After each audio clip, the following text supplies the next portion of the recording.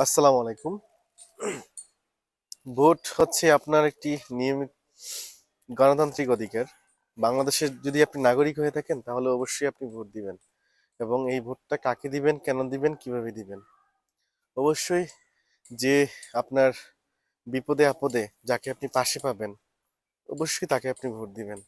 এবং আপনি প্রার্থী এবং মার্কা কোনোটাই দেখা দরকার নেই।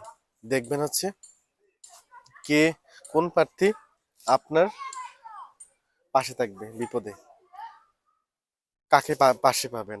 আর মার্কা মার্কা দেখে না, প্রার্থী দেখেই ভোট দিবেন।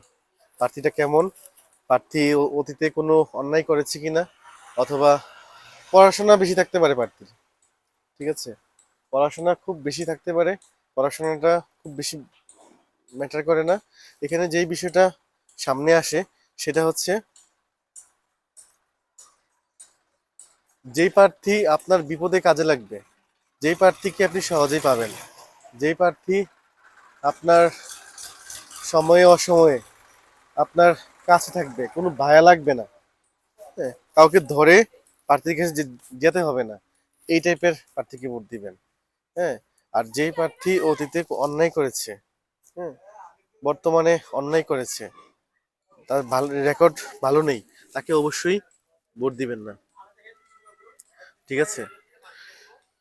সবশেষে কথা একটাই, সৎ, যোগ্য এবং নির্লোভ, যাদের লোভ নেই তাদেরকেই ভোট দেওয়া উচিত। লোভী মানুষকে কেন ভোট দিবেন না?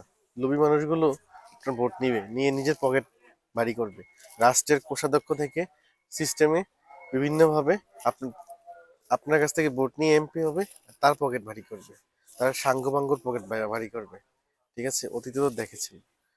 তো এখানে বিষয়টা হচ্ছে, যাই হোক, আপনারা আপনাদের পছন্দ মতো প্রার্থীকেই ভোট দিবেন, আশা করি নামাজি প্রার্থীকে ভোট দিবেন।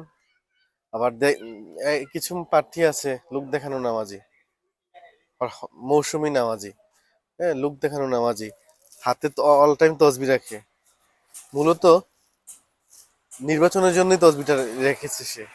এই টাইপের প্রার্থীকে ভোট দিবেন না, ঠিক আছে। আর একটা বিষয়, যেই প্রার্থী আপনার কাছ থেকে ভোট কেনার জন্য আসবে, টাকা দিবে, বুঝতে হবে ওই প্রার্থী আপনাকে কমপক্ষে 5 বছর ভোগান্তি দিবে। তাহলে আমরা কি শিখলাম?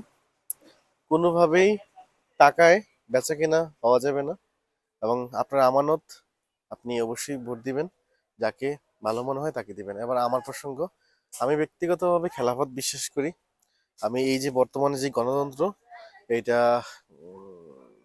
আমি বিশ্বাস করি না, আমি খেলাফত বিশ্বাস করি।